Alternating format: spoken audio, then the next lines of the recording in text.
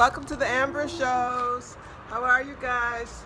You know, sometimes I don't come on the show because I want to talk about things that are relevant or give you some information and, share a laugh or two.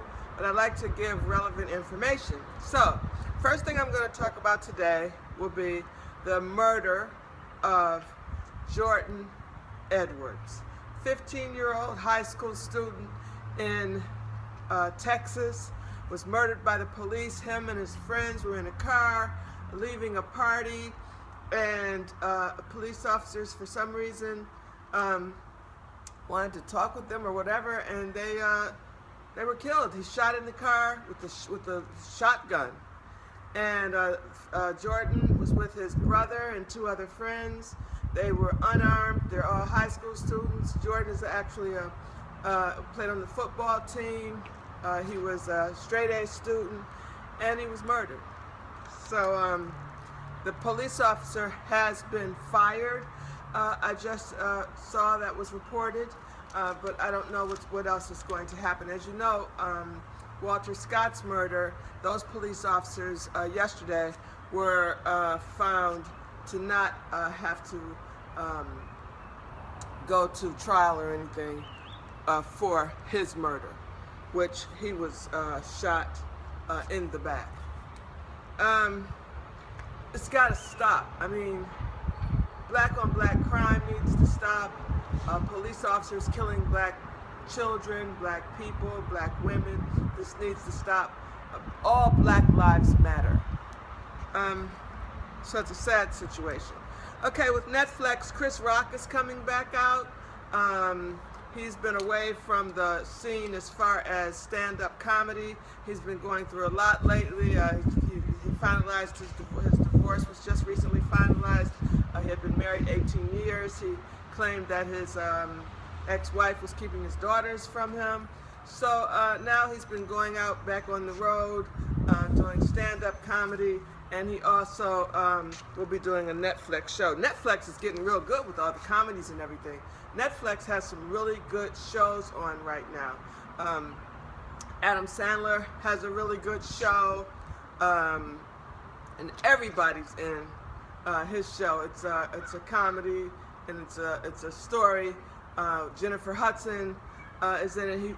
Adam Sandler plays a talent agent, an eccentric talent agent. It's really funny. The Santa Clarita Diet with Drew Barrymore, very funny. It's like a gory funny. It's if you like horror and funny together, you should see it. But Netflix is really doing a really good job now of all the different comedy shows. You know, Dave Chappelle's show is on there now. So check out Netflix when you get a chance. Kelly Ripa, why did they hire Ryan Seacrest? I don't get it. I mean, they went from Michael Strahan, she could not take it, all his loveliness, and now Ryan Seacrest. I mean, first of all, Ryan Seacrest isn't even funny. Jerry O'Connell would have been much better. I have not watched the Kelly Ripa show since Michael Strahan has been gone. I watch Good Morning America because I know he's on it. But Ryan Seacrest, I don't get it. First of all, he's got his hands in everything. He works so many different jobs. He lives out in California. Now he has to move to New York. And that's a long-time contract. I'm sure he had to sign at least 2 to 5 years.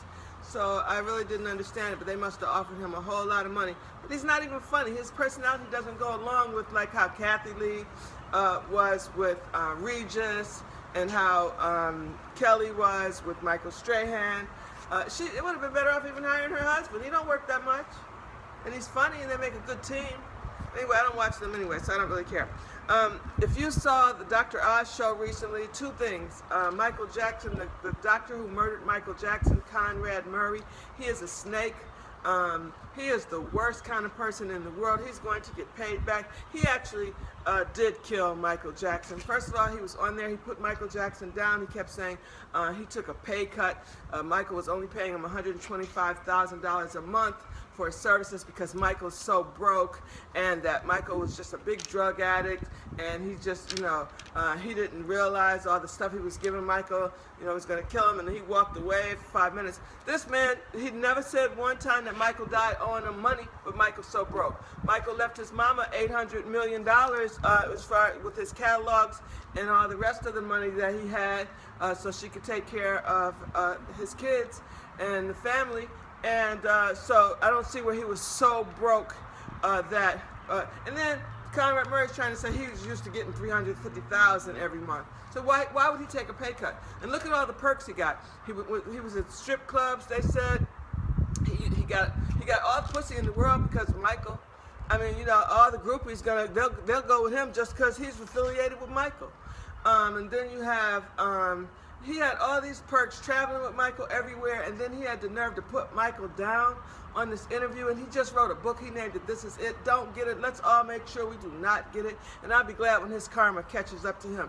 He is a nasty, nasty, evil, evil man, and it's a shame that Michael put his life in his hands. It's a shame that Michael also was addicted to drugs, but a lot of things had happened to him. So many people, when he got burned with the Pepsi-Cola commercial, his hips and joints were hurting him a lot. The same would happen with Prince, from all the dancing they do and all the high energy dancing that they do and concerts and things as they got older, so it's really a shame. And when he came back in the room, Conrad Murray, and saw that Michael was unconscious, they waited an hour and a half before he called an ambulance because they were busy trying to revive him because he knew he made a mistake. He only did like 4 years in prison for Michael's murder, and he is able to actually go back to practicing medicine again.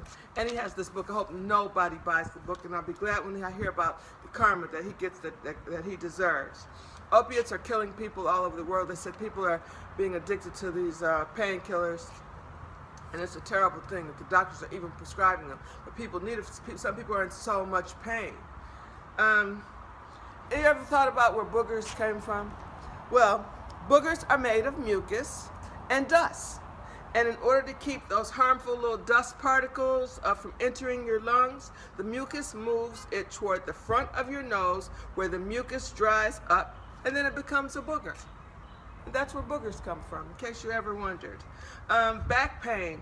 If you have any back pain, we all get back pain from walking, standing, being athletic, all types of reasons that you get back pain. You were hurt, injured. Back pain, there are some remedies, but really the things that you can do to help you feel a little better would be to stretch. And always go all the way down, and you hold it, and then I don't want to do this, I have on a short shirt. Put your arms up above your head and stretch and go back and forth. Make sure you turn your torso and stretch and stretch. These things are good for you. You can take an Epsom salt bath, adjust your sleeping positions and your pillows. You want to release some endorphins so you can meditate or do yoga. Also try some rubs and ointments, and you can adjust your posture. If you're sitting in a chair, make sure that your butt is all the way in the back of the chair, and then your back will be straight in the chair. And don't slouch. Also, you can apply ice and then apply heat, and then just try and build your core muscles as well. To all those that are graduating this month of May, congratulations to all the college graduates and to the high school graduates that are coming up for 2017. Wearing flip-flops is not good for you. It's not good for your ankles. There's no support. You can trip easier. There's no arch support, which gives you ligament and tendon pain. And also, you can get bunions, heel spurs, plantar fasciitis. Fungus develops when you wear them wet in the shower or even in seawater. The rubber rubs between your toes, creates blisters, they hurt your heels. So flip-flops, I see a lot of people wearing flip-flops just with an outfit. Okay, blood tests. The procedures, we all have to get blood tests for one reason or another. Usually for your annual physical, you get a blood test. These are some things that you should ask after you have the procedure, or as they're doing it. Ask, what am I being tested for? Is anything abnormal once you get your blood test back? Ask your doctor that. Do results match up with your family history? Does my blood results explain any symptoms that I had been experiencing? Are there any lifestyle changes that I should make? And should I follow up on these results? So those are some things that you can talk about with your doctor. So as I said, I wanted to make sure that I gave you some information today, and I'm really glad to be here. Luenell, I don't have your shirt on today because I wasn't sure I was going to do the show, but my next show I will have on your shirt. If you know the comedian, Luenell.com, go and get you a shirt as well, but I'll show it to you, or you can look at my past videos and you'll be able to see it as well. You guys have a wonderful day. This is the hump day, and I hope you enjoyed the show. Come back and see me on the Amber shows. I love you guys. Have a great day.